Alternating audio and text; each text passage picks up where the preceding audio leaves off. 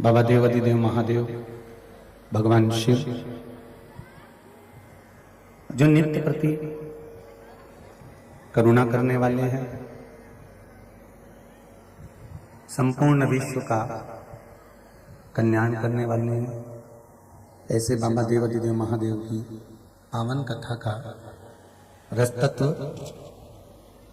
ग्रहण करने के लिए अपन सब यहाँ पर विराजमान हुए। शंभो शरणी पड़ी मांगू घड़ी दुख कालो दया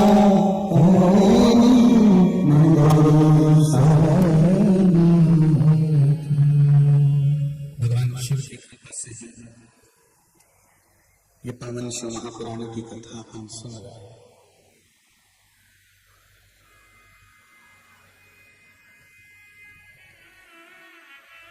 जब तक करुणा सागर शंकर की कृपा नहीं होती तब तक संसार में जन्म लेने वाला मनुष्य एक पल भी भगवान के चरणारविंद की ओर जा नहीं सकता।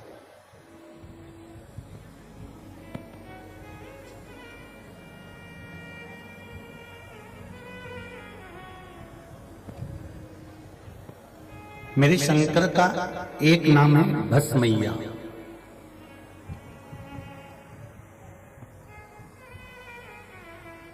इसका मतलब होता है कि मेरे शिव भस्म में रमे हुए होते हैं।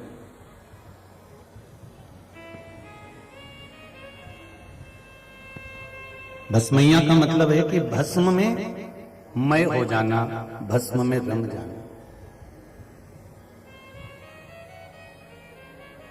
किसी व्यक्ति ने प्रश्न किया कि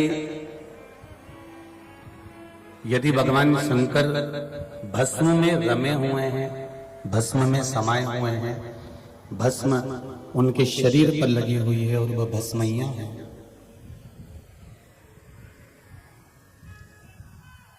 तो क्या संसार का मनुष्य भी, संसार में जन्म लेने वाला मानव भी भस्म में रमा हुआ होता है? शिव पुराण कहती है, भगवान शंकर की कथा कहती है, जन्म लिया मनुष्य पहले तो माता के गर्भ में रक्त और जल में रमा हुआ होता है, सना हुआ होता है। फिर जब माता के गर्भ से बाहर निकलता है तो संसार की इन सारी सुख और दुख के ये जितने क्रम हैं, परिवार, कुटुंब, नाते, रिश्ते, कबीले, इसमें रमा हुआ होता है। और जब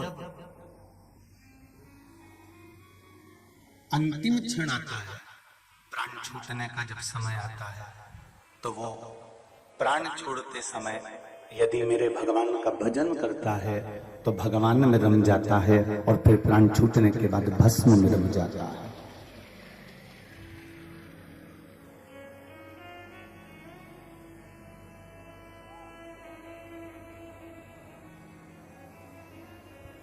अंतिम क्षण,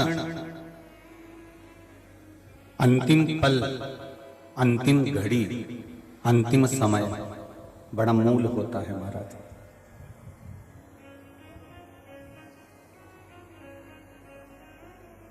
बहुत मूल है। सत्यनारायण भगवान की कथा में सबसे ज्यादा जरूरी क्या है? बोलो रे सागर वालों। सत्यनारायण भगवान की कथा में तुम जाओ चाहे मत जाओ, पर सत्यनारायण भगवान की कथा की मूल तक किस चीज?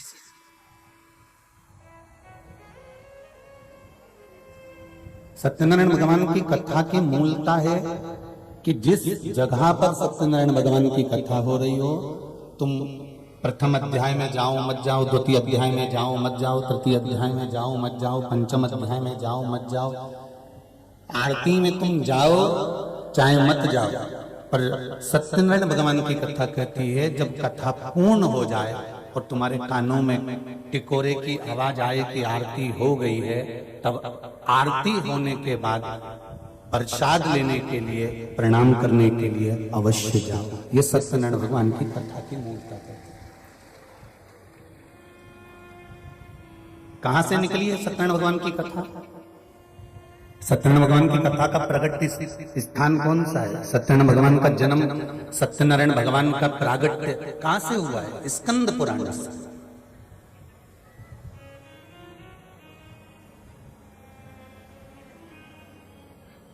भगवान विष्णु का नाम सत्यनारायण कब पड़ा था? जब ब्रह्मा जी और भगवान विष्णु ने एक अग्नि के खंभ को प्रकट करा था, शिवलिंग को प्रकट करा था, और उस शिवलिंग का चरण और शीश देखने के लिए दोनों देवता गए थे। भगवान विष्णु चरण में गए और भगवान ब्रह्मा आकाश में।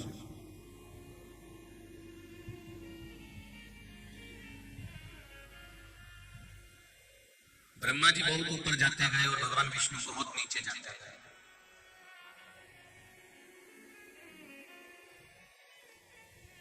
तलातल रसातल पाताल में पहुंचने के बाद भी भगवान शंकर के चरण नहीं मिले। तब ब्रह्मा जी ने आकर पूछा भगवान विष्णु से, क्या आपको भगवान के चरण मिले? भगवान विष्णु ने एक शब्द में कह दिया कि मुझे भगवान शंकर के चरण नहीं मिले। तो शिवलिंग में से आकाशवाणी हो गई, हे नारायण, तुमने आज शंकर के सामने सत्य बोला है, इसलिए आज से तुम्हारा नाम सत्यनारायण होगा।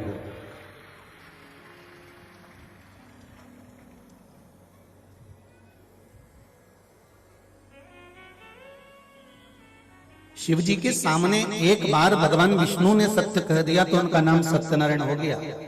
मेरे हिसाब से तो जन्म लेने वाले मनुष्य का नाम हर 2 महीने में बदल देना चाहिए।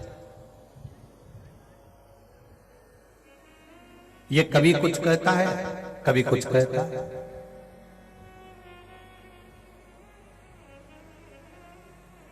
तुरंत बदल लेते हैं।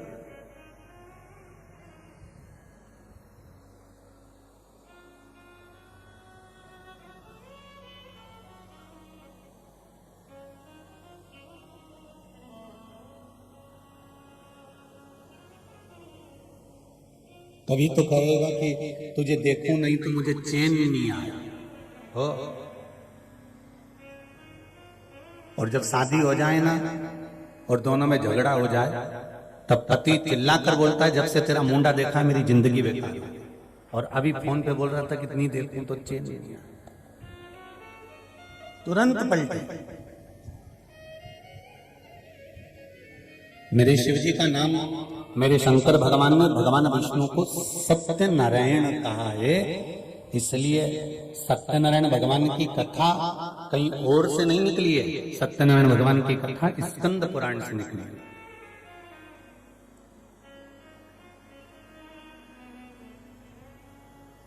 स्कंद पुराण से। और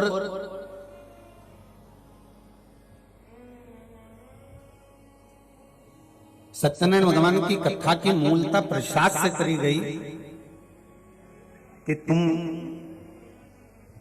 कथा में पहुंचो ना पहुंचो, तुम प्रणाम करो ना करो, पर तुम आरती में जाओ चाहे मत जाओ, पर आखिरी में सत्यनारायण भगवान की उस कथा में पहुंच जाना। उससे क्या होगा? तो उसमें जो प्रसाद मिलेगा, प्रसाद का मतलब होता है प्रसाद, प्रभु का साक्षात दर्शन। अर्थात हाथ में तेरे जब वो पंजेरी आएगी तो वो पंजेरी नहीं है, तेरा मन भगवान की मंजेरी स्वयं बन जाएगा और तू प्रसाद के रूप में भगवान का दर्शन कर, स्वयं भगवान का दर्शन।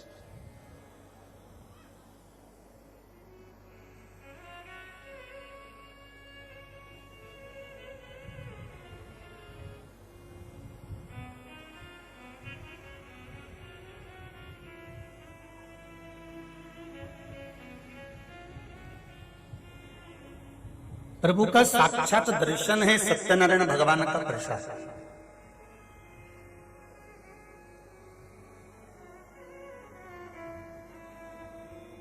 सत्यनारायण भगवान की कथा किस किसने सुनी है? जरा हाथ ऊंचा करो। सबने सुनी है? रख लो। उस कथा में पहले अध्याय से लेकर 5 अध्याय तक एक बात बार बार लिखी गई। गरीब ब्राह्मण ने सत्यनारायण भगवान की कथा करवाई और उसका संकट मिटा। बोलो सही है? बोलते जाओ रे सागर वालों।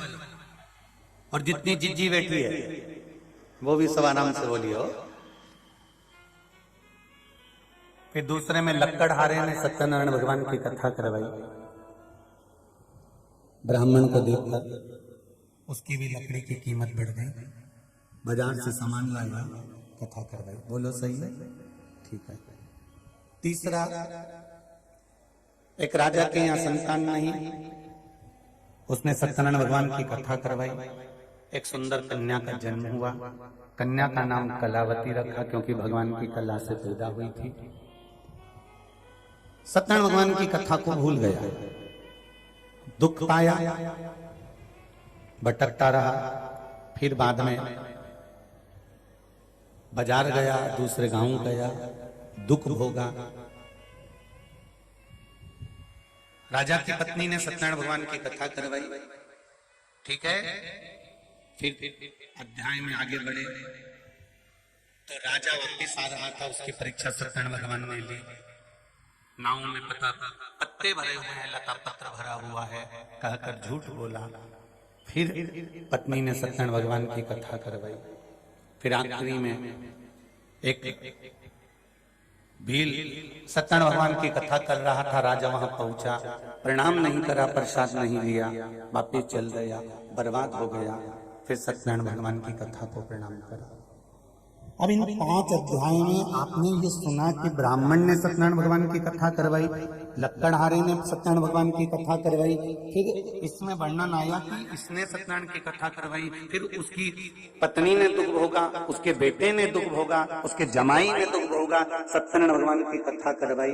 इन 5 अध्याय में सत्यनारायण भगवान की कथा का वर्णन किया गया, पर यह समझ में नहीं आया कि सत्यनारायण जी की कथा कौन सी थी जो लक्कड़हारे ने और ब्राह्मण ने करवाई थी।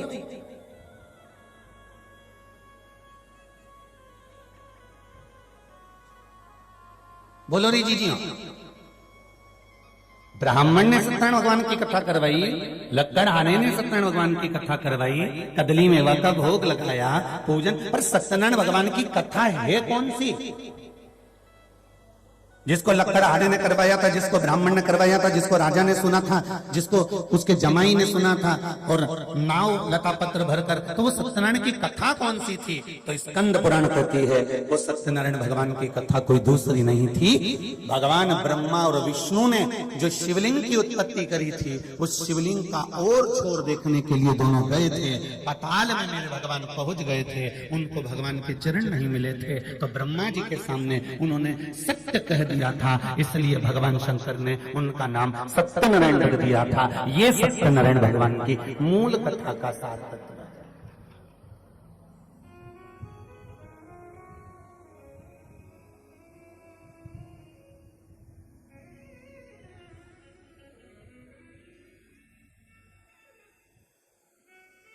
सत्य पर टिक जाना,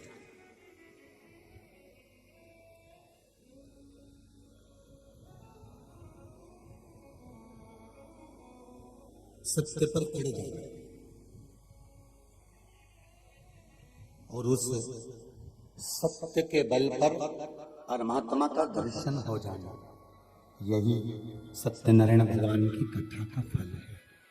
हाथ में जब हम भगवान सत्यनारायण जी का प्रसाद लेते हैं तो उस प्रसाद को लेने का सार्थत्व केवल इतना है कि हम भगवान नारायण जैसे सत्य नारायण बने हैं, उनका प्रसाद ग्रहण कर हम भी अपने जीवन में सत्य को उतारें। जब जीवन में सत्य आ जाएगा तो शिव मिल जाएगा, और शिव मिल गया तो जीवन सुंदर हो जाएगा। सत्यम शिवम,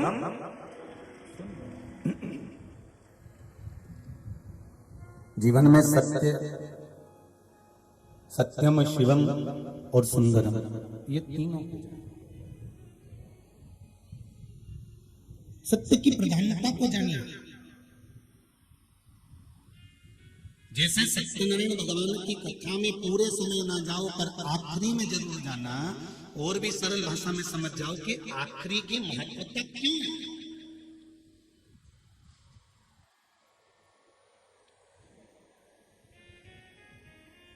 ये दुनिया के लोग इंतजार क्यों करते हैं कि 7 दिन की शिव पुराण पूरी होगी तो हम तो आखिरी दिन जाएंगे। भागवत 7 दिन की पूरी होगी तो हम आखिरी दिन जाएंगे। रामायण पूरी 9 दिन की होगी तो हम 9वें दिन जाएंगे। यज्ञ की पूर्णाहुति जिस दिन होगी हम यज्ञ की पूर्णाहुति में जाएंगे।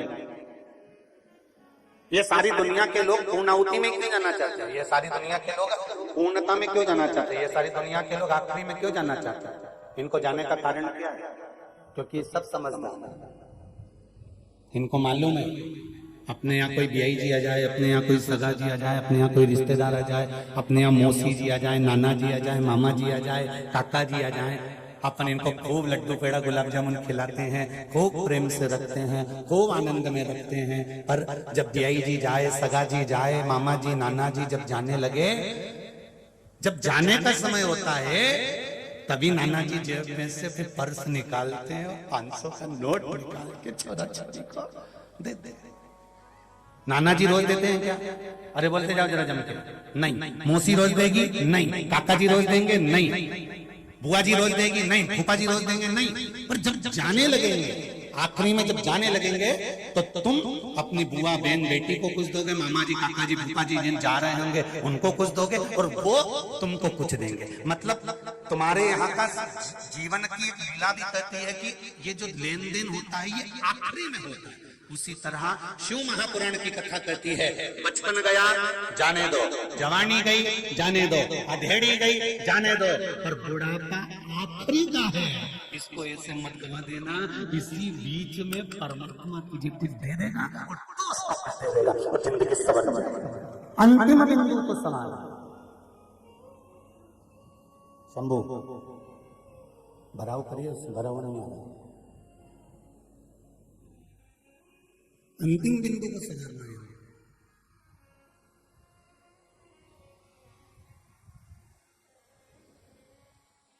बचपन खेल में खोया, जवानी नींद भर सोया, बुढ़ापा देख कर रोया, सिराने मौत है।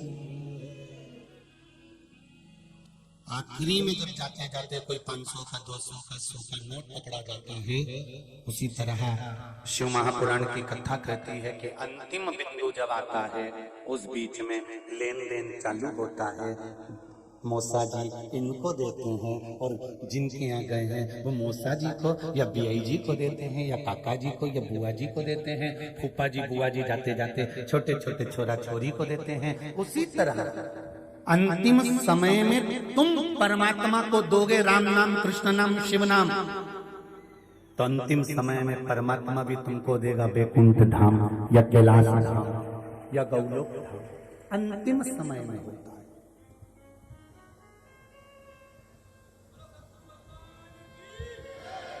और ये अंतिम समय का जो खेल है इसको समझना बहुत जरूरी है हमारा।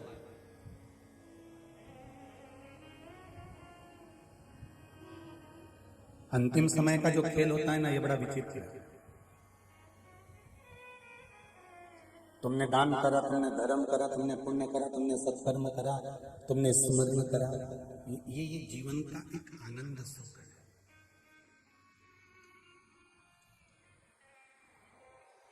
आज मेरे को केसरवानी जी बता रहे थे, गुरुजी यहाँ पर जो पानी की व्यवस्था चल रही है, एक ब्राह्मण परिवार कालेश्वर जी तिवारी हैं कोई, जिन्होंने टैंकर भर भर कर लोगों को मशीनों द्वारा पानी की व्यवस्था कर पानी पिला रहे हैं। धन्य ऐसे ब्राह्मण परिवार, मैं नमन करता हूं आपको। सागर की धरा पर भूतेश्वर बाबा की इस पावन सागर की भूमि पर ऐसे ऐसे दानदाता पड़े हुए हैं, उनको मेरा इस व्यासपीठ से दंडवत नमन है। फिर बताया कि कोई एक अग्रवाल परिवार है, श्रीमती चंदा श्रद्धा जी अग्रवाल, जिन्होंने बड़ा बाजार रामबाग मंदिर से दो दो तीन तीन बसों को लगा कर रखा है मात्र भक्तों को छोड़ने के लिए और ले जाने के लिए। ऐसे अग्रवाल परिवार को भी नमन करता है।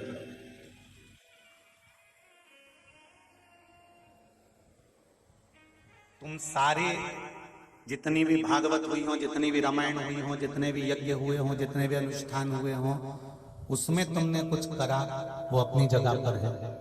पर शंकर के मंदिर में, शिव महापुराण में एक बार जो थोड़ा सा कर देता है वो मरते दम तक खत्म नहीं होता, वो हमेशा अजर और अमर होता है।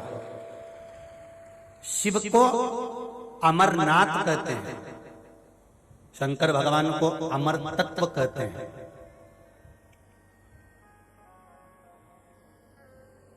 देवता समुद्र मंथन में निकले हुए अमृत को पीकर अमर हुए थे और मेरे शंकर तो विष पीकर अमर हुए थे। संसार में कोई ऐसा है जो विष पीकर अमर होता? मेरा महादेव बिल्कुल उल्टा, बिल्कुल विपरीत, एकदम विपरीत।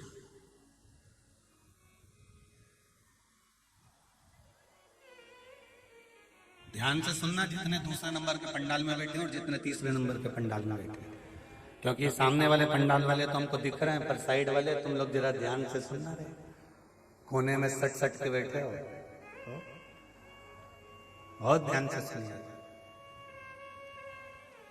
देवता अमृत पीकर अमर हुए हैं, पर दुनिया में कोई ऐसा नहीं होगा जो विष पीकर अमर होता होगा।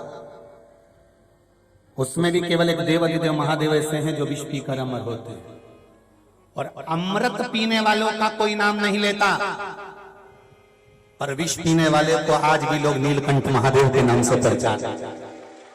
आज भी नीलकंठेश्वर महादेव के नाम से दुनिया के लोग पहचानते हैं, क्योंकि इसने विष पिया।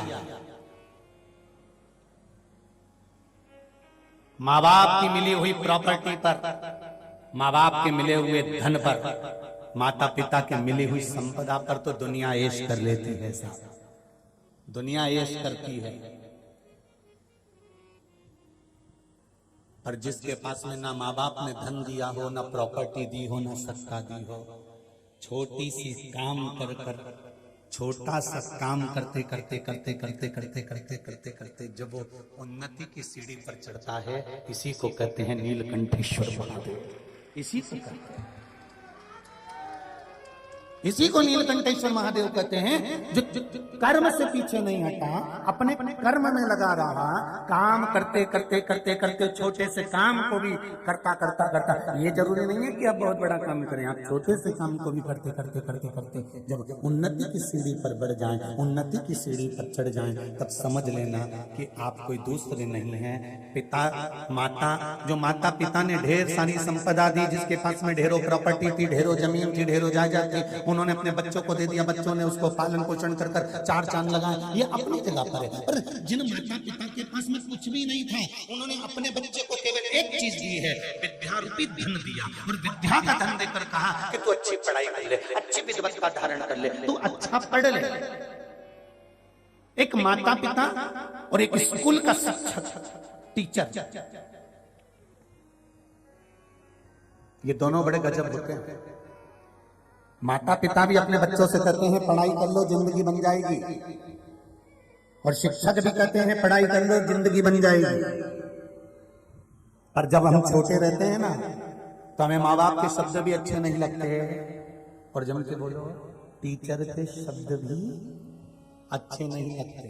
पर जब हम स्कूल कॉलेज से निकल जाते हैं और जब हमारी जिंदगी की लाइफ को हम आगे बढ़ा रहे होते हैं, तब हमारे माँ बाप के शब्द और हमारे टीचर के शब्द हमें बार बार याद आते हैं। वो कहते थे थोड़ा पढ़ ले तो अच्छा बन जाएगा, थोड़ा पढ़ ले तो जिंदगी बन जाएगी, पर हमने उनको हल्के में लिया।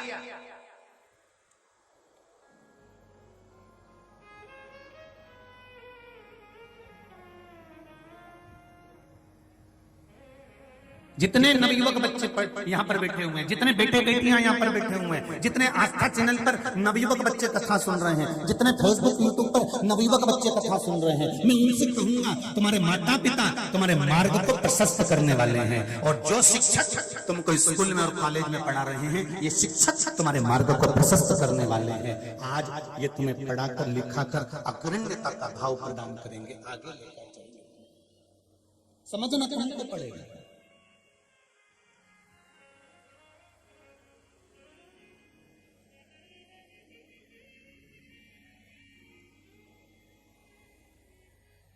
अमृत पीने के बाद तो लोग भले कह दें कि इसने अमृत पिया है, यह अमर हो गया है, पर विष पीने के बाद अगर कोई अमर हो रहा है तो ये देवादिदेव महादेव ही है, उसके सिवा दूसरे।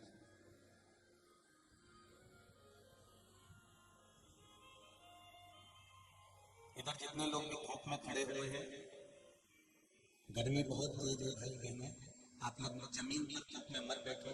निवेदन है कि तीसरे नंबर के पंडाल में पहुंच जाओ, अगर दूसरा पंडाल पे छू लेते हैं आप तीसरे नंबर के पंडाल में पहुंच जाओ, पर धूप में मत बैठो, धूप में मत खड़े रहो।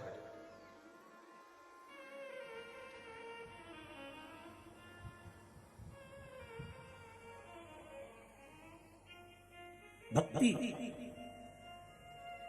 स्मरण, चित्तवृत्ति, भगवान का गुणगान, ये जीवन की सार्थकता है।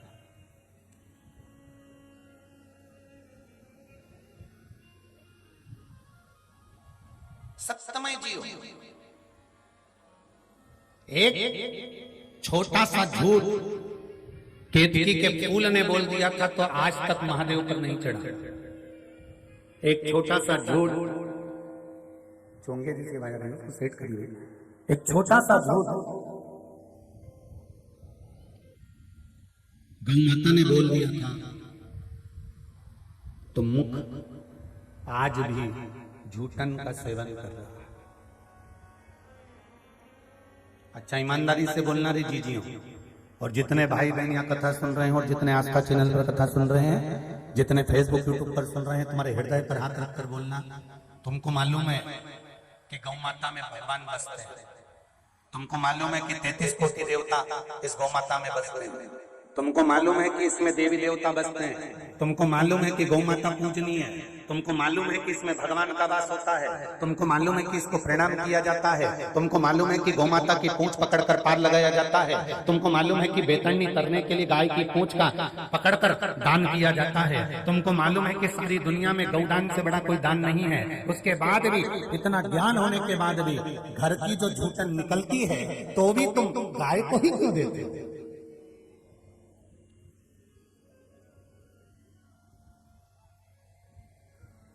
तुम्हारा दोष नहीं है इसमें तुम्हारा दोष नहीं है, इसमें दोष है एक गौ माता ने किया। शंकर पार्वती, भगवान शिव ने माता पार्वती को साथ लिया, और माता पार्वती को साथ लेकर भगवान शिव आज माता पार्वती को 12 ज्योतिर्लिंग का जहां पर प्रागट्य होगा उन ज्योतिर्लिंग की भूमि को नमन करने ले जा रहे हैं शंकर पार्वती जी।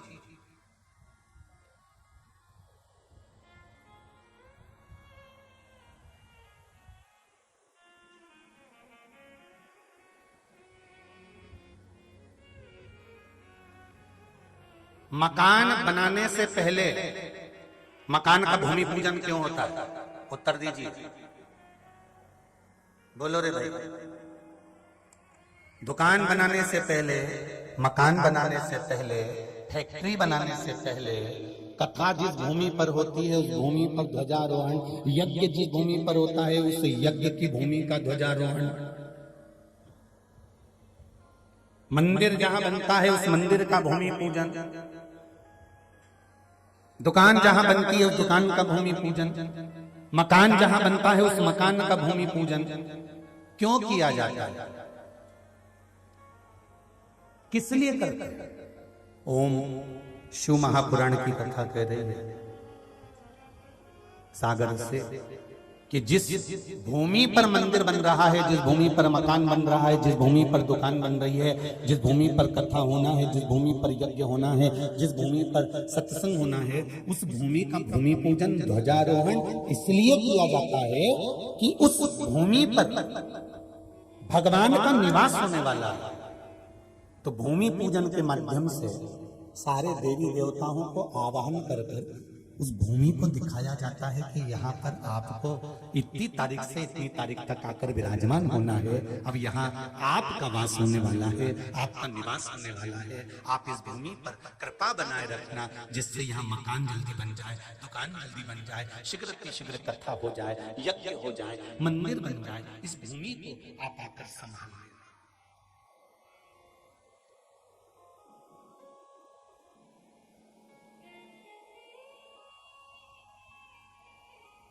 शंकर भगवान माता पार्वती को जिस जगह पर 12 ज्योतिर्लिंग का निर्माण होगा, जिस भूमि पर भगवान शंकर 12 ज्योतिर्लिंग के रूप में विराजमान होंगे, सोमनाथ हुआ, मल्लिकार्जुन हुआ, भीमाशंकर हुआ, त्र्यंबकेश्वर हुआ, ओमकारेश्वर हुआ, महाकाल हुआ, रामेश्वर हुआ, विश्वनाथ हुए, वेदनाथ हुए, नागेश्वर हुए, केदार हुए, दारुक हुए, जहां जहां पर मेरे भगवान शंकर विराजमान होंगे, भगवान शंकर माता पार्वती को लेकर उन 12 ज्योतिर्लिंग की भूमि को नमन करने के लिए और सारी भूमि को नमन करने के बाद में मेरे महादेव पूज गए सीधे रामेश्वरम की भूमि पर समुद्र के किनारे। तब पार्वती मैया ने यहाँ पर एक कृष्ण खड़ा कर दिया शिव जी के साथ।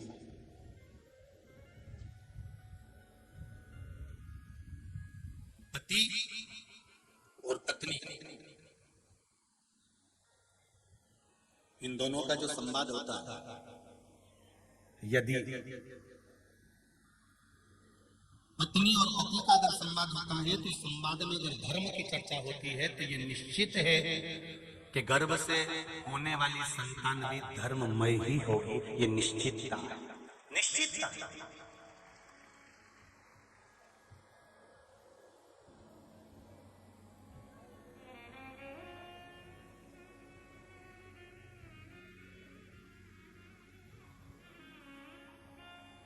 महाराज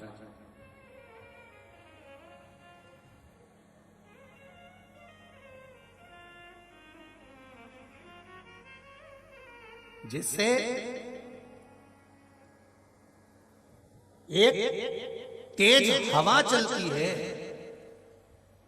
तो वो चली हुई हवा मौसम बदल देती है। गर्मी पड़ रही हो, ठंडक ला देती है। कई बार ऐसी हवा चलती है कि पानी को खींचकर पानी बरसा देती है।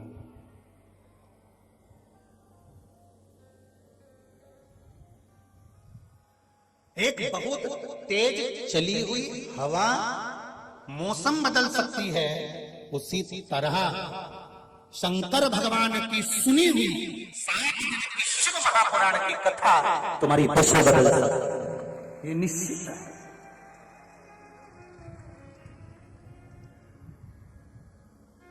हवा मौसम बदलने का बल रखती है और शिव महापुराण की कथा तुम्हारी दशा बदलने का बल रखती है। ये शंकर की वो कथा है जो तुम्हारी जिंदगी को बदलने का क्रम कर सकती है। और क्यों ना बदले?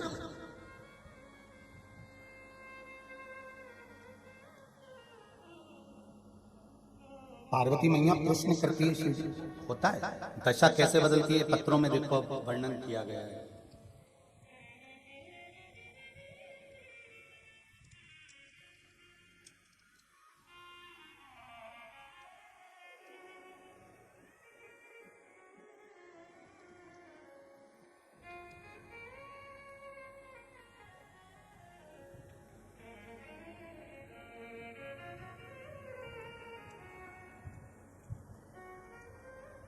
मेरी 7 साल की बेटी ने ये उपाय किया है गुरुजी। आराध्या चौरसिया, सागर मध्य प्रदेश, तिलीवाड़ से है। कहीं बेटी हैं तो हाथ उठाए।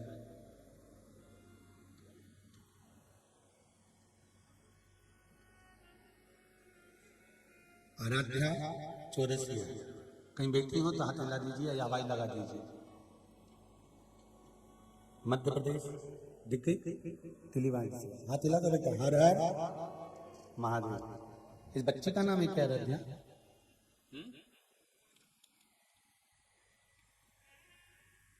गुरुजी 2 साल से कान के ऊपर वाले हिस्से में गांठ हो गई थी। डॉक्टर ने ऑपरेशन के लिए बोला था। जिस पत्र को हम पढ़ रहे हैं ये पत्र आस्था चैनल पर भी पढ़ाया जाता है, जिससे आपको ज्ञात हो कि पत्र आपने भेजा है और ये पत्र है जिसने लिखा वो सामने है। डॉक्टर ने ऑपरेशन के लिए बोला था, ऑपरेशन कराना पड़ेगा बेहोश करके, लेकिन हम लोग ऑपरेशन नहीं करवाए। बाबा की ऐसी कृपा रही कि शिव महापुराण सुनी, आपके द्वारा बताए अनुसार उपाय किया। 1 लोटा जल, 1 चावल का दाना, 1 धतूरा रोज शिवजी को बेटी ने खुद चढ़ाना शुरू किया। कम से कम 1 महीने में गांठ बिल्कुल ठीक हो गई। जनवरी के माह में उपाय किया, जनवरी में ही बाबा की कृपा हो गई और दवा खाना भी बंद हो गई और डॉक्टर ने कह दिया अब इसको गांठ नहीं है।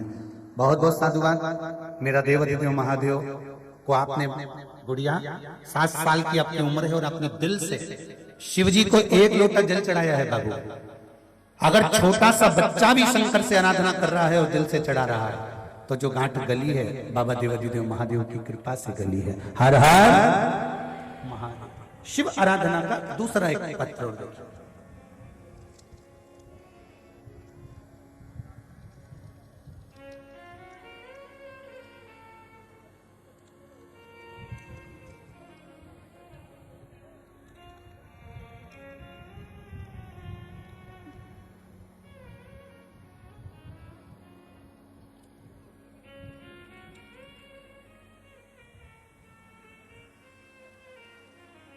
मैं सोना नामदेव, ग्राम सिहोरा, जिला सागर की रहने वाली हूँ।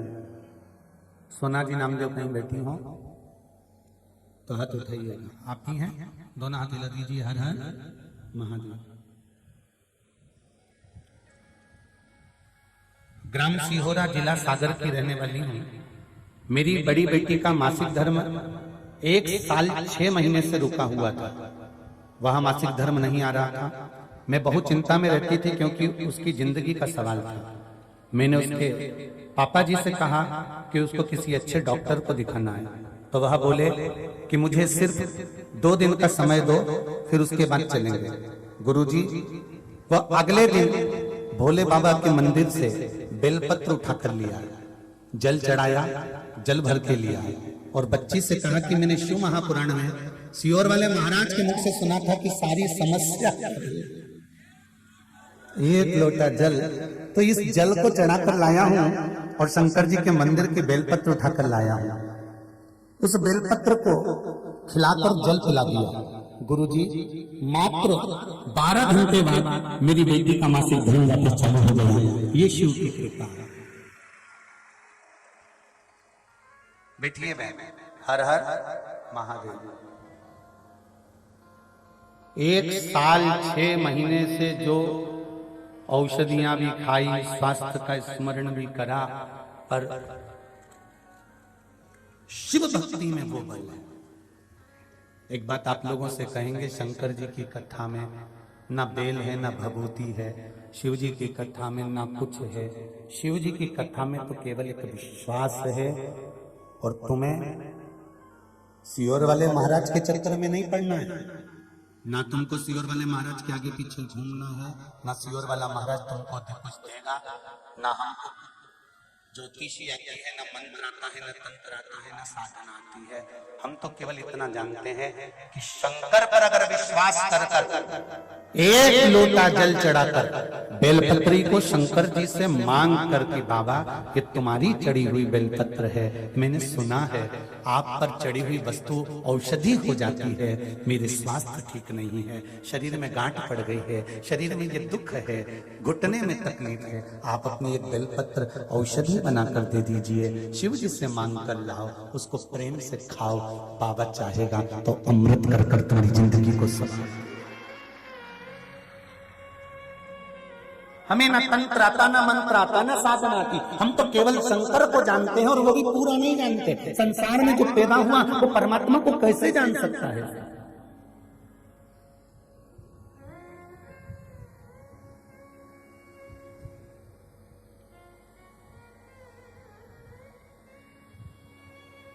पत्रों का ढेर लगा हुआ है, ढेर पत्र आप लोगों ने भेजे हैं। अब इतने पत्रों का स्मरण कथाओं में करना कठिन है, परंतु फिर भी जो देवाधिदेव महादेव की कृपा भक्ति है वही तो आप लोगों ने लिखा है। तेरा ही दिया मैंने खाया पिया है, तेरा शुक्रिया तेरा शुक्रिया।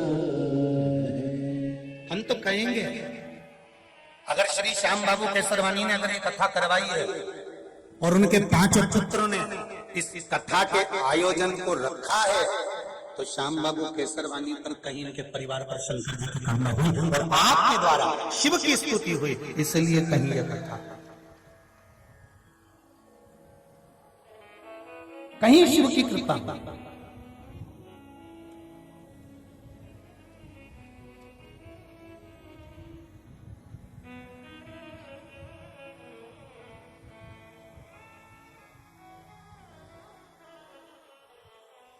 और धन्य ऐसे माँ बाप और धन्य ऐसे पुत्र और पुत्र वधुएं जो आगे रहकर इस पावन शिव महापुराण की कथा में अग्रण्य भाव से, और सागर वालों आपको भी धन्यवाद है जो बसें लगा रहे हो, पानी की व्यवस्था कर रहे हो लोगों को। एक बार शिव महापुराण में जो तुम ये दान धर्म पुण्य कर रहे हो ना, जो जनता की सेवा कर रहे हो, इतनी भरचक गर्मी में आए हुए 3-3 पंडाल जो तुम भर के बैठे हो, इतने लोगों की जो व्यवस्था तुम कर रहे हो, इस व्यवस्था में अगर तुम्हारा 1 रुपया भी लग रहा है तो भगवान उसको लिख कर रखना है कॉपी में कि मैंने 10 रुपए का पानी पिलाया, कि 10 रुपए की चाय पिलाई, कि 10 रुपए का भोजन कराया, कि 10 रुपए का मैंने डीजल जलाया, भक्तों को ले जाने और लाने में मैंने इतना खर्च करा।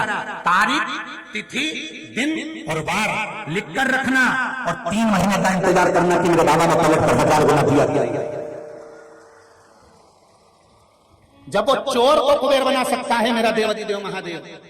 शंकर जी के मंदिर में चोर चोरी करने गया था, तन का कपड़ा उतारकर त्रिशूल में लपेट कर आग लगाकर उजाला कर देख रहा था चोरी का सामान। शंकर भगवान प्रसन्न होकर उस चोर को यदि कुबेर बना सकते हैं तो क्या शंकर जी की कथा में आप आने वाले भक्तों की व्यवस्था में जो लगे हुए हैं, क्या उनके लिए देवाधिदेव महादेव कुछ नहीं करेगा?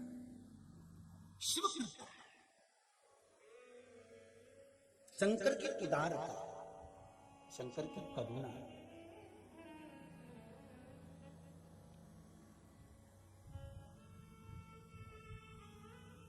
मैं तो बाबा भोलेनाथ जी से यही प्रार्थना करता हूं हर पल, महादेव कोई एक खेल रचा दो, महादेव कोई एक खेल रचा दो, सारी दुनिया को शिव भक्त बना दो। एक काम, कहीं भटके ही नहीं, संसार का व्यक्ति कहीं इधर उधर जाए नहीं। क्यों भटक रहा? किसी प्रपंच में नहीं, कि कहीं छल और प्रपंच में मत फंसना। अगर फंसना तो देवाधिदेव महादेव के चरणों में जाकर रम जाना। मेरे भोले तेरा सहारा है, मेरी नैया घाटों किनारा है। कोई दूसरा नहीं, शिव धाम, शिव भक्ति, शिव स्मरण, शंकर का गुणगान ही हमारा एक सहारा।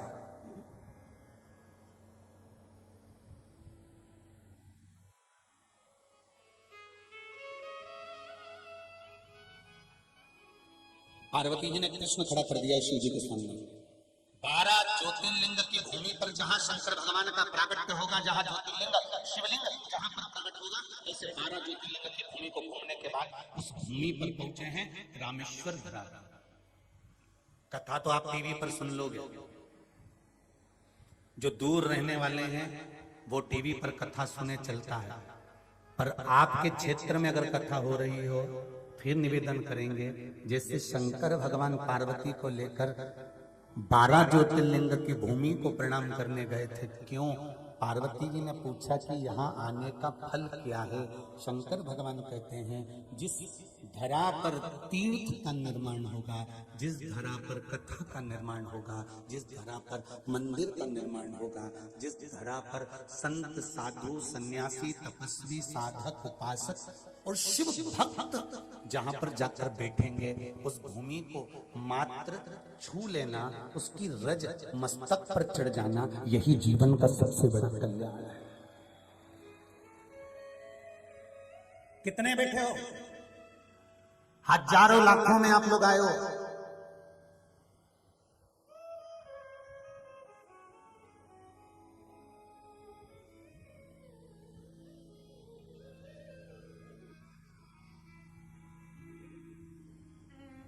एक टेंट की, एक डोम की कैपेसिटी, कल केसरवानी जी बता रहे थे कि 70,000 आदमी की एक डोम की कैपेसिटी है, तो 2 और 3 उससे अंदाजा लगाया। अब इतनी संख्या में आप आए हो और इतनी संख्या में बैठकर आप शंकर का नाम ले रहे हो। प्रत्येक व्यक्ति एक साथ में एक जगह बैठकर श्री शिवाय नमस्तुभ्यम या नमः शिवाय या पंचाक्षर मंत्र या षडाक्षर मंत्र ओम नमः शिवाय, इतने सारे भक्त एक साथ शंकर का नाम लेते हैं। लेने के बाद जब वो चलते हैं, चलकर उनके पांवों की धूल जब उड़ती है, सिर पर चढ़ती है, तो कितना भी पापी से पापी भी जीव होगा, वो भी परमात्मा का भक्त बन जाता है।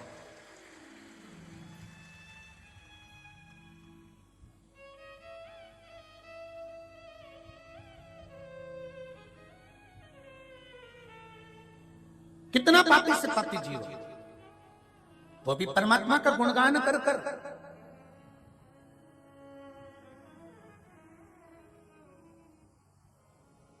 इस पंडाल के अंतर्गत से जब तुम निकल कर जाओ, अरे भगवान कृष्ण की कथा भागवत किस किसने सुनी है? जरा बताओ तो।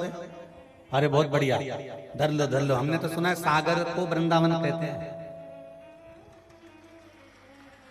हमने तो सुना है सागर को वृंदावन कहते हैं। एक बिहारी जी का मंदिर वृंदावन में है तो दूसरा बिहारी जी का मंदिर हमारे सागर में है। एक राधा रमन लाल जी का मंदिर वृंदावन में तो है, तो एक राधा रमन लाल का मंदिर सागर में है। चिंतामन गणेश एक उज्जैन में है तो दूसरा चिंतामन गणेश सागर में है। भूतेश्वर अगर बैठा है उत्तराखंड की भूमि में तो एक भूतेश्वर मेरे सागर में है। सारे तो तीरथ सागर में आकर बस गए। अगर विचार तो करो, सागर में गागर भरा गया है और गागर में सागर भरा गया।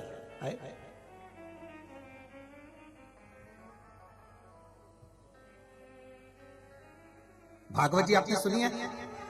तो उस भागवत जी में आपने एक प्रसंग सुना होगा कि भगवान कृष्ण गैया चराने चले। बोलो सही है? गौएं चराने के लिए भगवान कृष्ण चले। अब एक भजन गाते हो आप लोग, आगे आगे गैया पीछे पीछे बीच में मेरू मदन गो। एक भागवत में एक प्रसंग आता है, बड़ा सुंदर प्रसंग है। पहले सभी शिव महापुराण के मूल मंत्र का स्मरण करेंगे और अपने दिल की बात शिव जी से कहेंगे। श्री शिवाय नमस्तुभ्यं, श्री शिवाय नमस्तुभ्यं, श्री शिवाय नमस्तुभ्यं, श्री शिवाय नमस्तुभ्यं, श्री शिवाय नमस्तुभ्यं। अपने हृदय की बात बाबा से कहो, बाबा मेरे मन की मनोरथ पूर्ण करना। सुना है तेरी कथा में बैठकर जो मांगा जाता है वो तो पूर्ण करता है, तेरी कृपा से मिला। भागवत में एक सार आता है कि आगे भगवान गाय को लेकर चल रहे हैं, पीछे भगवान कृष्ण चल रहे हैं।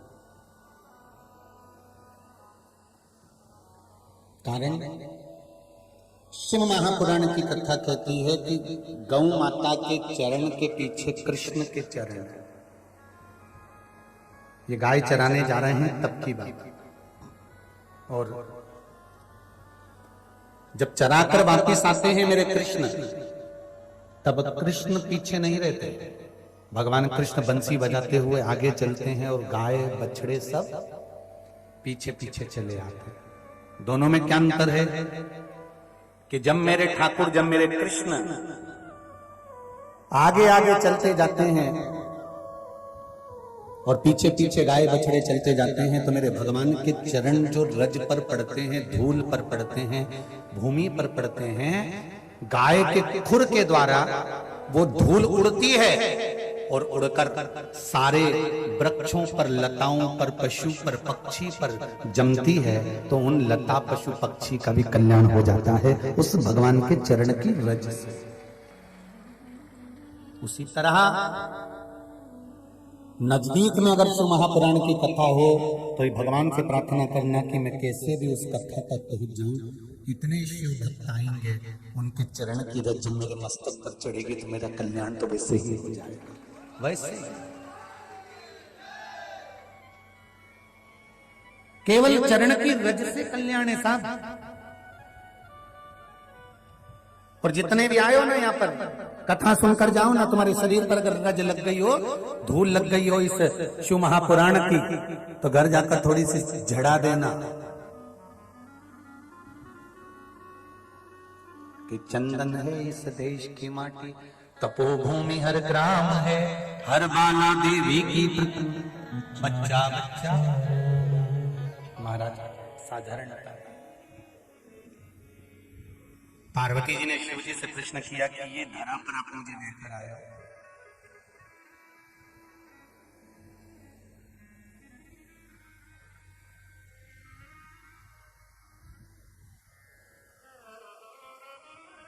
यहां कौन से शिवलिंग का निर्माण हुआ? शंकर भगवान ने कहा, पार्वती जब मेरे राम जी के पिताजी भी चले गए होंगे, जब मेरे राम जी के राजपाट को छोड़कर मेरे राघव जी जब वन में आएंगे, पहुंचेंगे, पार्वती जब माता सीता भी उनके पास से चली गई होगी, पार्वती तब मेरे राघव जी के मन को जब लगेगा कि अब सब कुछ वापस प्राप्त करना है। देखिए मेरे राम जी के लिए परमात्मा को क्या जरूरत थी कि बालू रेत का शिवलिंग बनाओ और उसकी पूजा करो। क्यों ब्राह्मण कहते हैं कि सावन के महीने में पार्थिव शिवलिंग का निर्माण कर लिया गया? क्यों बार बार हम शिव महापुराण में कहते हैं कि साल में 6 महीने में, 12 महीने में, 3 महीने में, 4 महीने में, 2 महीने में, 1 महीने में एक बार कम से कम पार्थिव शिवलिंग का निर्माण कर उसका पूजन करा करो? क्यों कहते हैं?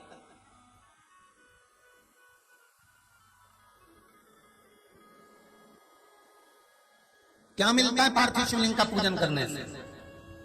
तो कोई पूछे ना राम जी महाराज से कि आपने पार्थिव शिवलिंग का निर्माण क्यों करा, रामेश्वर धाम की स्थापना क्यों करी, पार्थिव शिवलिंग का निर्माण कर उसकी पूजन क्यों करी?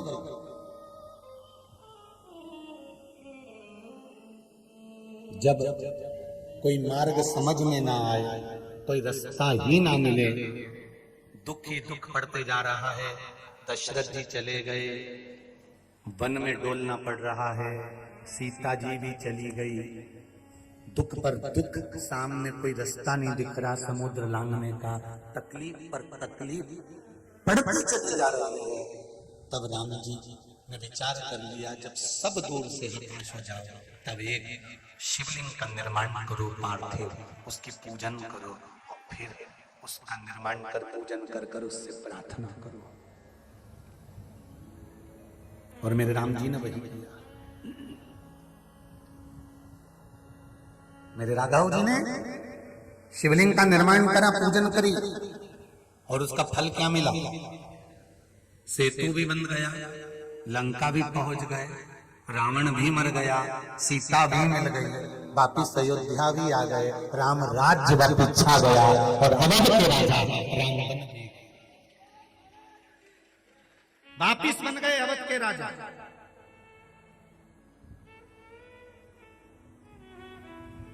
पर शंकर भगवान ने एक शब्द मेरे राघव जी को कहा था, मेरे राम जी को कहा था कि राम आप अपने कर्म पर लगे रहना, दुनिया के लोग कुछ ना कुछ कहते ही रहेंगे। मृत्यु लोक में जन्म लिया है तो उंगली उठाने वाले तो तुम पर मिलेंगे ही।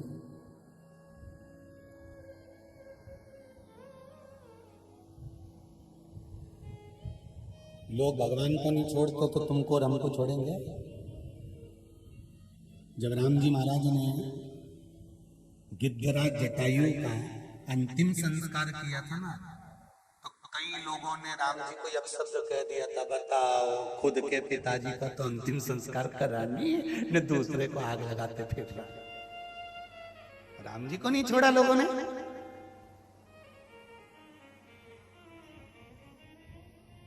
इनके पिता राम राम कहकर प्राण त्यागते रहे, राम राम कहकर प्राण छोड़ते रहे, और अपने पिता का अंतिम संस्कार करने के लिए राम जी नहीं गए। और यहां जटायु का, पक्षी का अंतिम संस्कार कर रहे हैं। दुनिया के लोग कहने में पीछे नहीं हटेंगे, ताने देने वाले ताने देने में पीछे नहीं हटेंगे, उंगली उठाने वाले उंगली उठाने में पीछे नहीं हटेंगे। तुम एक काम करना, राम शिव की भक्ति से पीछे नहीं हटे, तुम भी शंकर की भक्ति से पीछे मत हटना। वो अपना काम करें, अपन को अपना काम करना है। कई लोग कहेंगे क्या मिलेगा शंकर के मंदिर जाने से, कई लोग कहेंगे लोटा भर के पानी चढ़ाने से क्या मिलता है, बेलपत्री चढ़ाने से क्या मिलता है, शहद लगाने से क्या मिलता है, जल चढ़ाने से क्या मिलता है। दुनिया के लोग शब्द पर शब्द कहेंगे, अपशब्द पर अपशब्द कहेंगे, पर तुम्हारी भक्ति अगर दृढ़ है तो उसका फल जरूर मिलेगा।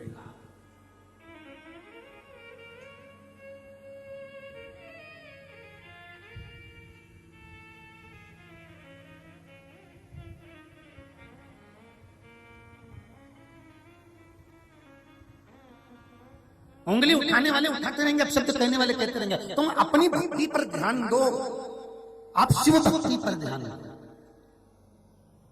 उनका काम है आप पर उंगली उठाना, आप पर आरोप लगाना, आप पर शब्द कहना।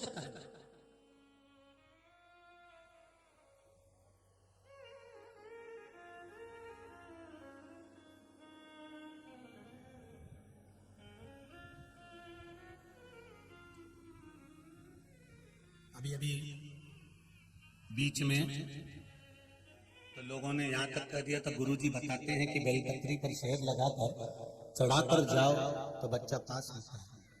और गुरुजी कई बेटा फेल हो गया। राघव जी हमारे पास हम जब कथा कर पहुंचे तो राघव हमारे पास बैठकर बहुत रोए कि मेरे दोस्त की मम्मी कह रही थी कि राघव तुम फेल हो गए हो। तो राघव हमारे जंघा पर अपना सिर रखकर, बच्चे छोटे हैं अभी 8th क्लास में तो हैं, गोदी में सिर रखकर बोले पापा मैं तो पास हो गया था तो मुझे वापस फेल क्यों कर दिया। हमने कहा बाबू, उसकी आंखों में आंसू थे, वो रो रहा था। हमने कहा चिंता मत करो, दुनिया के लोग तुम्हारे बाप को किसी भी तरह से नीचे नहीं दिखा पा रहे हैं, तो तुम्हारे माध्यम से नीचा दिखाने का प्रयास कर रहे हैं।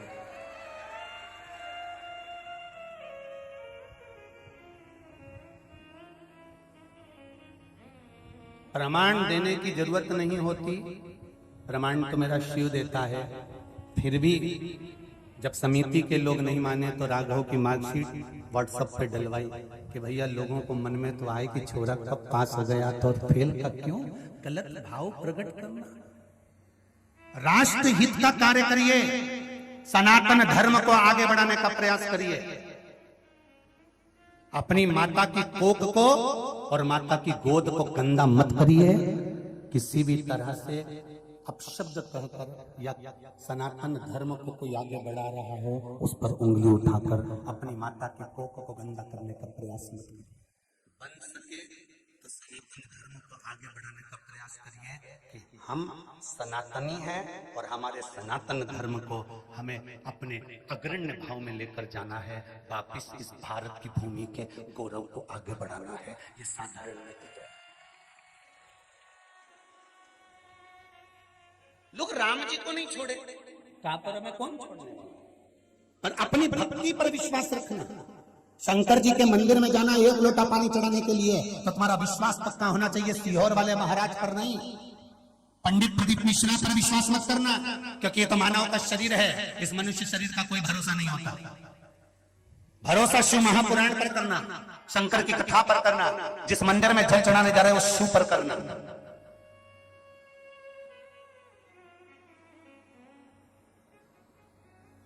विश्वास शिव पर होना चाहिए। ये भरोसा करा, ये पत्र में आया, देखिए कितना सुंदर भाव लिखा है।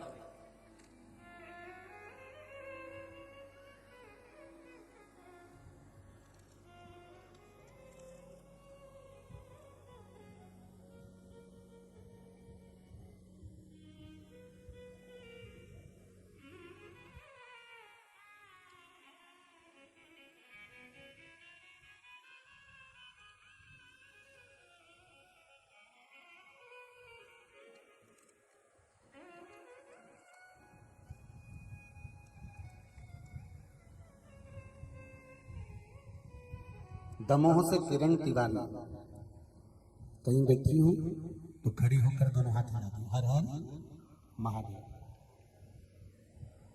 गुरुजी मेरी 2 बेटियां हैं, जिसमें से बड़ी बेटी जिसको जन्म से शुगर है, अभी वह 17 वर्ष की है, 500 शुगर रहती थी उसको, बड़ी तकलीफ थी गुरुदेव, जन्म से ही वो शुगर का मरीज है। सारे डॉक्टरों का इलाज चला है, टेबलेट चली, औषधि चली, पर शुगर लेवल में नहीं आ रही। तब किसी ने कहा कि भोलेनाथ पर चढ़ी हुई एक बेलपत्र खिलाना प्रारंभ कर, 1 लोटा जल चढ़ाना प्रारंभ कर, बाबा की कृपा से अब वो 500 रहने वाली शुगर 250 पर आ गई है। ये शिव की कृपा। बेटो बहन, हर हर महादेव। अब इसमें कोई सीहोर वाले महाराज ने तुमको कुछ निकाल कर दे दिया कि कोई बूटी दे दी कि सीहोर वाला महाराज को जड़ी जानकर घुमा के फेंक दिया। ऐसा कहीं घुमा के फेंकने वाला हो तो सीहोर वाले महाराज को बता देना, एक डंडा निकाल के कुबेरेश्वर बाबा का मंदिर जल्दी बनवा देंगे। कर्म तुम्हें करना पड़ेगा, मंदिर तक तुम्हें जाना पड़ेगा, 1 लोटा जल तुम्हें चढ़ाना पड़ेगा। एक पत्र हो रहे उसको भी सुन लीजिए।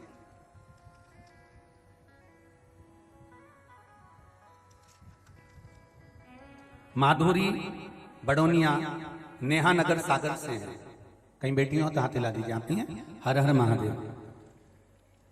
गुरुजी हम पिछले 1 साल से कथा सुन रहे हैं आपके द्वारा, सुना था धतूरे और अबीर वाला उपाय तो किया, मेरे पापा के हाथ कांपते थे, 24 घंटे हाथों में कंपन रहता था। गुरुदेव वो धतूरे वाला प्रयोग करा, उस दिन से आधे घंटे के बाद उनका हाथ का कंपन बंद हो गया और वो एकदम स्वस्थ हो गए। ये शिव की कृपा। अगला वर्णन किया है, मेरे बाबा ने कितना दिया है इस पत्र में वर्णन कर सकती हूँ गुरुजी। मेरे दांत में बहुत दर्द था, आपने जो कथा में बताया था रुद्राक्ष के जल और खाली पेट बेल पत्र के पानी का, वो मैंने करना प्रारंभ करा और मुझे आराम लग गया। मेरी बहन की बेटी खाना नहीं खाती थी, जबरदस्ती उसके मुंडा में ठूसना पड़ता था। जय हो। तब उसको आपका बताया हुआ 11 समी पत्र वाला उपाय, पीपल के पत्ते वाला, बेलपत्र वाला उपाय करवाया। अब उनकी बेटी खुद हाथ से भोजन मांगकर खाती है, उसको ठूसना नहीं पड़ता है। ये शिव। अब शंकर की भक्ति कहते किसको है, करना कैसी है, उसमें कोई दूसरा नहीं, करना तुम्हें पड़ेगा। बैठो बहन बैठो, हर हर महादेव। बैठो, शिव कृपा।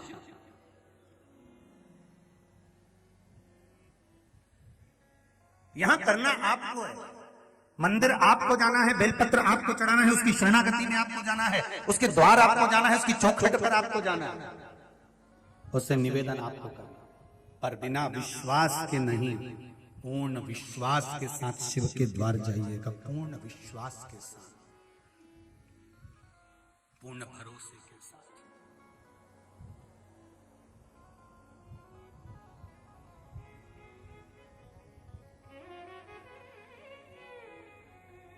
शंभो शरणे पड़े मांगू घड़ी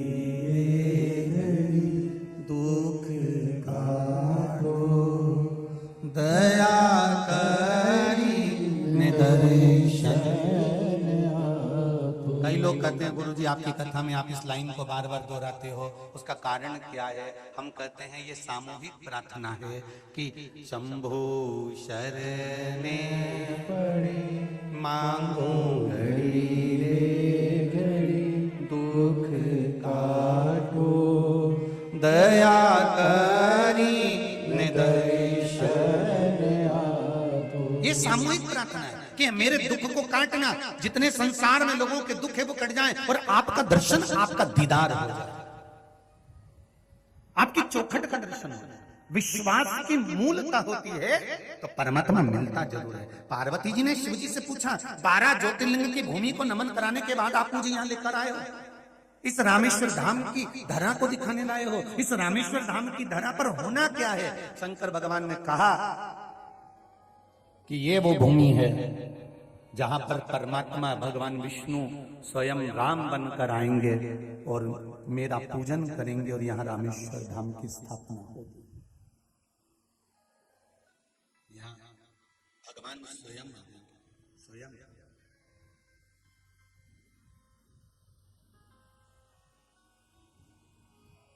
राम जी और आपका पूजन करेंगे। हाँ, परमात्मा को भी भगवान के पूजन की जरूरत होती है, क्यों नहीं? मृत्यु लोक में अगर आए हो तो शिव की आराधना तो करना पड़ेगी। दुनिया के लोगों ने शंकर भगवान को नीचे दबा दिया था, दुनिया के लोगों ने शंकर भगवान को छुपा दिया था। सारे लोग ना जाने कहां कहां भटक रहे थे, भ्रम में पड़े हुए थे, यहाँ चले जाओ, वहां चले जाओ, वहां चले जाओ, वहां चले जाओ, सारी दुनिया में भटक रहे थे। कोई के हमारे धर्म में आ जाओ, कोई के हमारे धर्म में जाओ, कोई के यहाँ चले जाओ, कोई के वहां चले जाओ, सब भटक रहे थे। पर शंकर भगवान मृत्यु लोक के देवाधिदेव महादेव हैं। हम तो कहते हैं कोरोना महामारी जो आई थी, ये कोरोना महामारी नहीं आई थी, ये शंकर जी की कथा को प्रकट करने के लिए आई थी।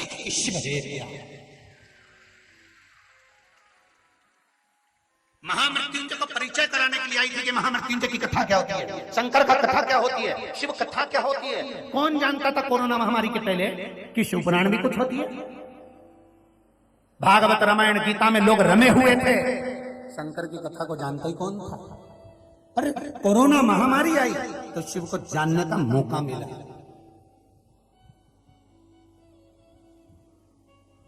शंकर को पहचानने का मौका मिला, अपने करीबी को पहचानने का मौका मिला कि कौन अपना है, कौन पराया है।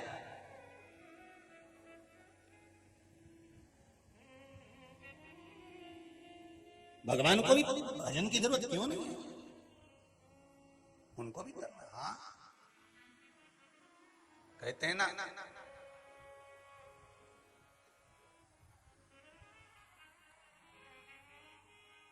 गंगा गलती से हुए पाप को धो देती है। कौन? बोलो बोलो जरा जम के बोलो। गंगा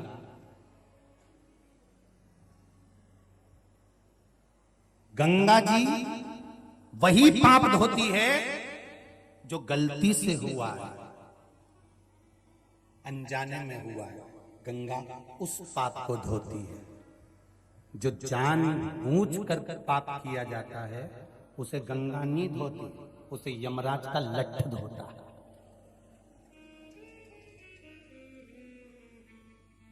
तुम जान कर कर किसी को परेशान करो, जान कर कर किसी का धन खा गए, जान कर कर तुमने किसी को कष्ट दिया, गंगा गलती से अनजाने में हुए पाप को गंगा का जल धोता है, और जानबूझ कर किए हुए पाप को गंगा का जल नहीं धोता, उसे यम धोता है, उसे कोई दूसरा नहीं धोता। जब यहाँ से उठा के ले जाएगा ना अंतिम समय में, और ब्लैक कलर की स्कॉर्पियो में बांध कर, मेरे भगवान शंकर के पास व्हाइट कलर की टवेरा है नंदी, और यमराज के पास में ब्लैक कलर की स्कॉर्पियो है पाड़ा, और उससे जो बांध कर ले जाएगा, धोते धोते ले जाएगा, और तुम चिल्लाती रह जाओगी मैंने कहीं बिगाड़ा, मैंने कहीं बिगाड़ा, मैंने क्या बिगाड़ा। भाई यमराज ने तेरे हाथ जोड़ो, मुझे मत मार, अभी तो मैंने 3 दिन पहले ही लाल कलर की साड़ी ली है, एक बार भी नहीं पहनी यमराज, एक बार छोड़ दे बंस मोर, एक बार छोड़ दे मुझे वंश मोर, यमराज के चल रही लीला के दोनों छेड़ दिया उन्हें धर के और लीला फिर चुप ही गई। मैंने लाल कलर की साड़ी, फिर रोती रोती बोली हमारी लाल कलर की साड़ी मैंने अभी पीको करवाई, वो की फाल लगवाई, कौन पहनेगा? इतने में यमराज बोला, सियोर वाला महाराज हमेशा कहता था कि रोज प्रतिदिन सुबह से उठकर रात को सोते समय तक रोज ऐसे जीना कि कल दिन आए कि नहीं आए, आज का दिन फुल एंजॉयमेंट के साथ जीना, फुल आनंद के साथ। तेरे को रोज कहते थे कि रो के जिंदगी मत निकाल, पर सुबह से उठकर एक ही काम करती थी महाराज, सुबह से उठे और रोने बैठ जाए, उसने ये कर दिया, उसने वो कर दिया, ये यूं हो गया, वो यूं हो गया, बहू ने इतनी रोटी फेंक दी, सब्जी फेंक दी, उन्हें ध्यान नहीं दिया, वो तो अमीर बात की है, वो गरीब बात की है, न उसका बाप ऐसा न उसकी माता ऐसी, दिन भर कोसते कोसते कोसते कोसते सुबह से शाम निकाल दिया और जिंदगी खुद की नरक कर ली। अरे सुबह से तैयार होके खजूर वाली चोटी करके पेंसिल से लाइन खींच के डब्बा भरती, आंखों को नीला पीला करके भगवान का भजन करती, तो भगवान जी कहते गजब लग रही लीला। और पूरी जिंदगी रोने धोने में निकाल दी, उसने ये कर दिया, उसने वो कर दिया, उसने ये करा, उसने वो करा, वो ऐसी थी, वो वैसी थी, सुबह से लेकर रात तक रोती रही रोती रही रोती रही रोती रही, और रात किसने देखी और आधी रात के सांस रुकी गई नहीं निपटी गई तो कौन भरोसा जिंदगी का, कौन भरोसा? एक से बढ़कर एक साड़ियां रखी हैं अलमारी में, बोलो री जी, किसी किसी साड़ी का तो नंबर ही नहीं लगता, साड़ी भी कहती हो कि अब तो पहन ले, कई बार तो रख रही है दूसरी गिर जाती है, अब मुझे तो पहनो, साड़ी भी कहती है कि मुझे पहनो। 52 साल की हो गई, कब पहनेगी मेरे को? तेरे मामा जी ने दी थी, उस दिन से पीको करके धरी हुई, फैशन ही खत्म हो गया, अभी भी धरी है, पेन तो लो, साड़ी भी गिर रही है, बार बार गिर के गिर रही है, फिर बार बार हाथ में आई तो इसने पलंग पेटी में धर दिया, अब पेन ले, उन्हें पलंग पेटी में धर दी, दिवाली पे पलंग पेटी साफ करी तो मैं निकल के आ गई, हो राम इतनी बढ़िया धरी है, मेरे तो पहनी ही नहीं, फिर निकाल के ऊपर धर ली, फिर पहनने वाली थी, सारी तैयारी हो गई, 2 दिन पहले सोच के बैठी थी हमारे देवर के लड़के की शादी में नया वाला सेट करूंगी जो मिलाई रतलाम से, और देवर के लड़के की शादी के पहले निपट गई तो फिर कौन बनेगा? बड़ा का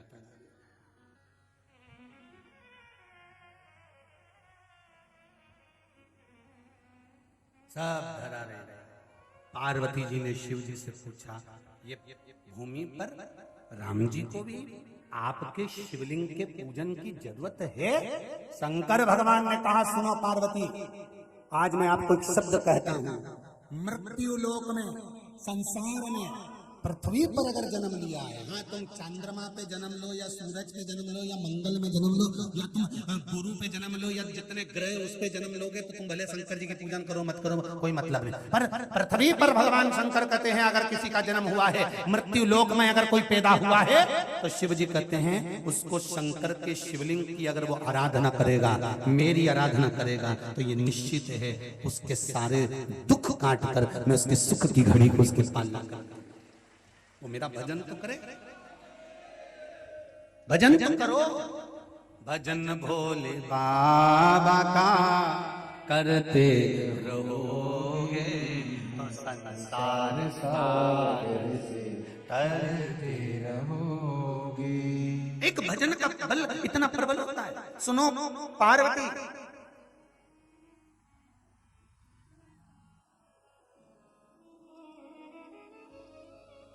सत्य के बल पर भगवान मिलता जरूर है। शंकर भगवान ने यह लीला रच दी। मेरे देवाधिदेव महादेव पार्वती से बोले, मुझे कोई जरूरी काम आया है, मैं जा रहा हूं। तुरंत समुद्र के तट पर माता पार्वती को छोड़कर शंकर भगवान चले। मेरा वो घड़ी, मेरा शंभू पार्वती जी को छोड़कर चले गए। पार्वती जी ने ध्यान लगाकर देखा कि आज मेरा तीज का व्रत है और तीज का व्रत मुझे भगवान की पूजन करना है। पार्वती जी ने बालू रेत का शिवलिंग बनाया, पूजन किया समुद्र के तट पर। सारी पूजन करने के बाद वहां पर पार्वती जी भगवान शिवलिंग को विसर्जन कर दी।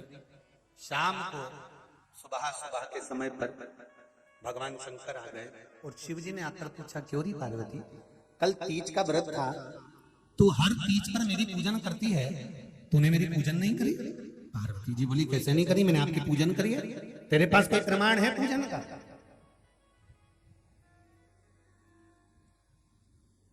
तेरे पास पूजन का कोई प्रमाण है? आप रोज मंदिर जाते हो, एक लोटा जल चढ़ा कर आते हो, आप पशुपति व्रत करते हो, शंकर जी के मंदिर जाते हो, आप दिया लगाते हो, शंकर जी के मंदिर में जाते हो, आप शंकर जी पे बेलपत्र चढ़ाते हो, आप शिव के मंदिर में धूप लगाते हो, आप भगवान के शिखर का दर्शन करते हो, आप शंकर जी का गुणगान करते हो, श्री शिवाय नमस्तुभ्यम का जाप करते हो, पंचाक्षर मंत्र का जाप करते हो, षडाक्षर मंत्र का जाप करते हो, आप शिव की आराधना करते हो, शंकर का स्मरण करते हो, शिव नाम का जाप करते हो, शिव भक्ति में डूबे रहते हो, शंकर का गुणगान आप करते हो, शिव स्मरण में आप डूबे रहते हो, शंकर की भक्ति का आप नित्य प्रति आनंद लेते हो। पर कोई आपसे कह दे, एक बार शंकर जी आकर आपसे कह दे कि बोल कि तूने मेरा पशुपति व्रत करा, तूने मेरा संकट सोमवार का व्रत करा, तूने मेरे सोमवार का व्रत करा, तूने मेरे प्रदोष का व्रत करा, इस व्रत का प्रमाण क्या है तेरे पास? लिखित में कोई प्रमाण हो तो बता। बोलो रे सागरवली जी जी। और जितने लोग बाहर से आए, चेन्नई तक से लोग यहाँ कथा सुनने आए, चेन्नई के भी लोग यहाँ कथा में बैठे, मद्रास से आए। आज सुबह जब मिलने के लिए आए थे तो बता रहे थे हम चेन्नई से मद्रास से आए, राजस्थान से भी कुछ लोग आए। और केसरवानी परिवार को मैं बहुत बहुत धन्यवाद देना चाहूँगा कि जो लोग बाहर से आए हैं, जो पंडाल में रुक रहे हैं, रात भर जो पंडाल में रहते हैं, उनके लिए आपने बहुत बहुत व्यवस्था करी, उसके लिए बहुत बहुत साधुवाद। महाप्रसाद तक की आप व्यवस्था दे रहे हैं, उसके लिए बहुत बहुत साधुवाद।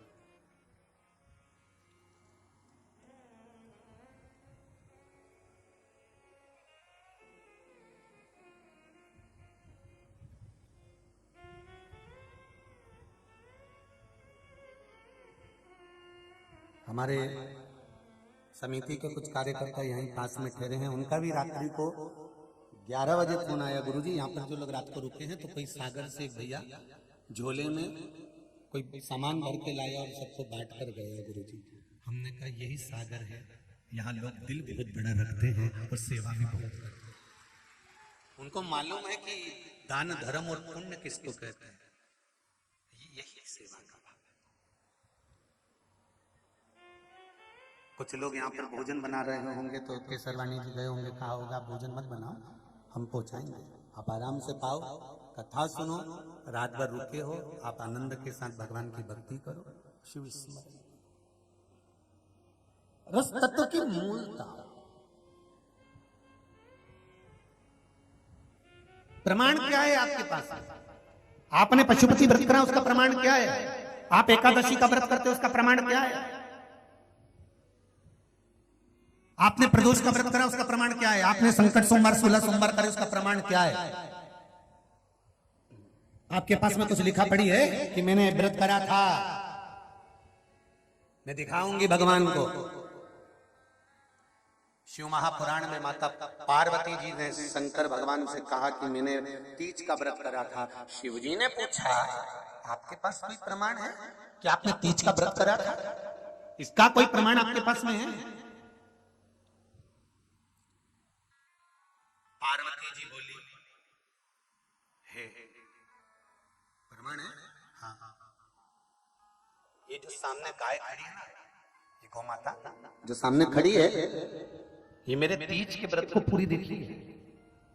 पार्वती जी ने गाय को बुलाया, कहा बोल गौ माता, मैंने तीज का व्रत करा कि नहीं करा, पूजन करी कि नहीं करी, बोल। गौ माता ने मुंडी हिलाई, नहीं की। शिव जी ने कहा देख ले पार्वती देख, तू मुझसे झूठ बोल रही थी। पार्वती की आंखों में जल भर गया और गौ माता को देखकर बोली, री गौ माता, तुम मां होकर मेरे स्वामी के सामने झूठ बोल रही है। तूने झूठ बोला है, तेरा सारा शरीर पवित्र है, पवित्र रहेगा। जगत का कार्य तेरा संपूर्ण शरीर करेगा। पर गौ माता, तूने झूठा प्रमाण दिया है, झूठ बोली है, इसलिए पूरी दुनिया के लोगों को मालूम रहेगा कि गौ माता में देवता बसते हैं। उसके बाद भी भूल से तेरे पास झूठन खाने को जरूर आएगी, क्योंकि तू झूठ बोलती है। तू झूठ बोली है, इसलिए झूठन तेरे सामने आ जाता है। आप भी गौ माता को झूठा नहीं देना चाहते। आप भी जानते हो कि गौ माता के साथ में, गौ माता के शरीर में, गौ माता के अंग में देवता बसे हुए हैं। आप भी जानते हो कि ये गौ माता है, भगवान है, पूज्य है, देवतुल्य है, तारणहार है, सब जानते हैं। उसके बाद भी गाय को झूठन चली जाती है। क्यों? क्योंकि श्राप लगा। तुम नी भी दोगे तो भी वो चली ही जाएगी।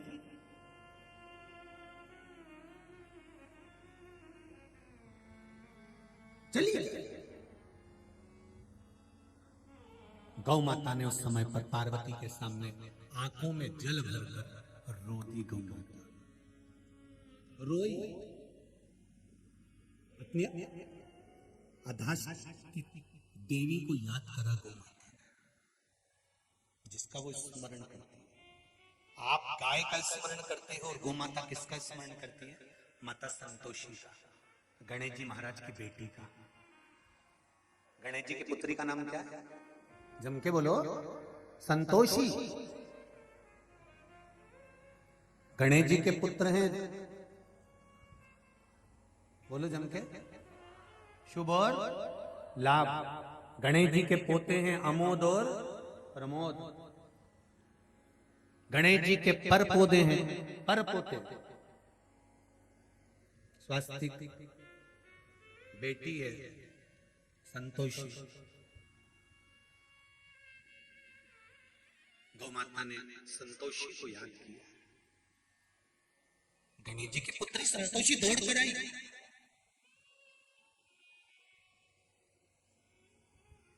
और आते से अपने दादाजी को देखा संतोषी ने।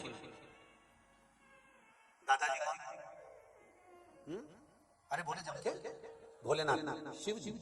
अपने दादाजी को देखा और दादाजी को देखकर, दादी को देखकर संतोषी ने कहा, इस गौ माता से थोड़ी सी झूठ बोला गया, अपशब्द कह गया, गलती हो गई, झूठ बोला,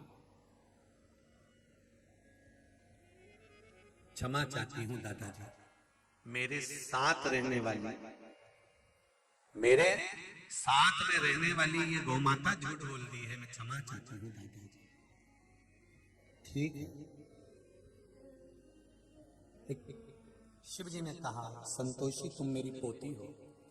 गौ माता भी यहाँ खड़ी है, पार्वती भी यहाँ खड़ी है। मैंने पार्वती से प्रमाण पूछा कि तीज की पूजन क्यों नहीं करी, इसका प्रमाण क्या है?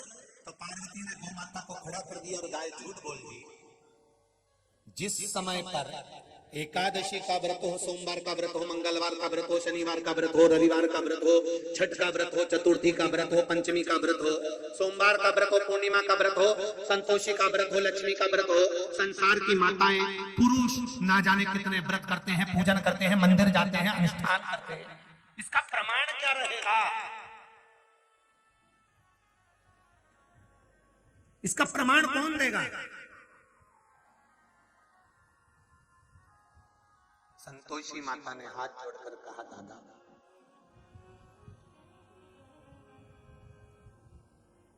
एकादशी का प्रमाण मैं दूंगी, व्रत का प्रमाण मैं दूंगी। जब नारी या पुरुष किसी भी भाव से शिव मंदिर में जाता है या नारायण के मंदिर में जाता है, राम मंदिर में या कृष्ण मंदिर में जाता है, वहां जाकर जब भगवान के चरणों में शीश नवाता है, अहंकार का ये मटका वहीं समाप्त हो जाता है। संतोष उसके सिर पर बैठ जाता है। मंदिर में जाने से संतोषी संतोष प्रदान कर देती है और आपके व्रत का प्रमाण देने की गारंटी से माता संतोषी रख लेती है। ये मेरे मंदिर तक आया। क्या मिलता है शिव मंदिर में जाने से? क्या मिलता है राम मंदिर में जाने से? क्या मिलता है कृष्ण मंदिर में जाने से? क्या मिलता है तीर्थ में जाने से? क्या मिलता है भगवान के पास जाने से? क्या मिलता है शिव महापुराण की कथा में जाने से? क्या प्राप्त होता है? तो आप दमदारी से कह सकती हो कि भगवान की कथा में जाने से, मंदिर जाने से हृदय को संतोष प्राप्त होता है और प्रमाण मिलता है कि मैंने कथा श्रवण करी है, शिव मेरे साथ है। ये प्रमाणिकता है। तुलसी का दल, जल और बेलपत्र, याद रखिएगा। क्या क्या चीज? जम के बोलो जरा। तुलसी का दल, जल और बेलपत्र, ये तीन चीजें हमारे व्रत, साधना और पूजन का प्रमाण है। किसी भी देवता के पूजन करो, अगर उसमें पंडित जी पूजन करा रहे हैं तो जल का पात्र भरकर रखते हैं, उस जल के पात्र का भी पूजन कराते हैं। क्यों?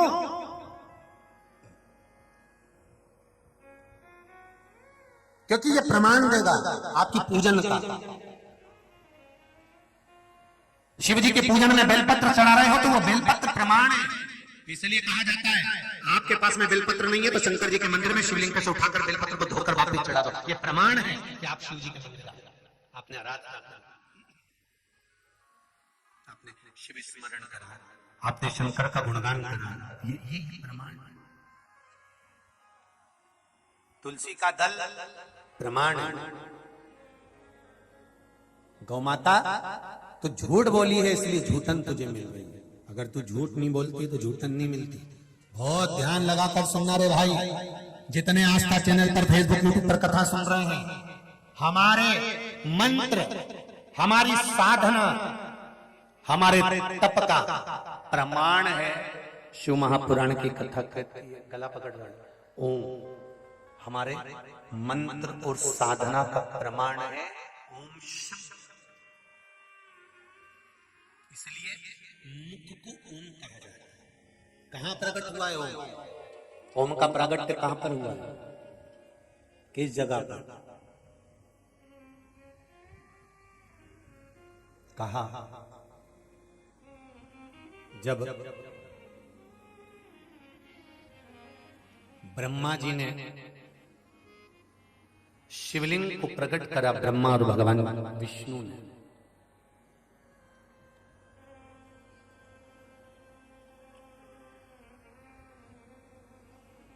अग्नि का खंभ है, एक अग्नि का खंभ प्रकट हुआ है और उस अग्नि के खंभ को जब प्रकट करा, ब्रह्मदेव आकाश मार्ग की ओर गए, भगवान विष्णु पाताल की ओर गए। ब्रह्मा भी भटक गए, विष्णु भी भटक गए। तब उस शिवलिंग में से एक ब्रह्मा और विष्णु और महेश, इन तीनों का एक नाद उत्पन्न हुआ। ओम में तीन नाद हैं, आ, ऊ और मा। आप लोग जब ओम बोलते हैं तो उसमें तीन नाद निकलते हैं। पहला आ, दूसरा ऊ और तीसरा मा। ऊपर वाला चिल्ला रहा है, मध्य वाला बोल रहा है, नीचे वाला बोल रहा है। तीनों का शब्द एक साथ जब एकाग्रित होता है तब उस अग्नि खंभ में से, उस शिवलिंग में से तीनों देवताओं के शब्दों का एक बिंदु प्रकट हो जाता है, जिसका शब्द है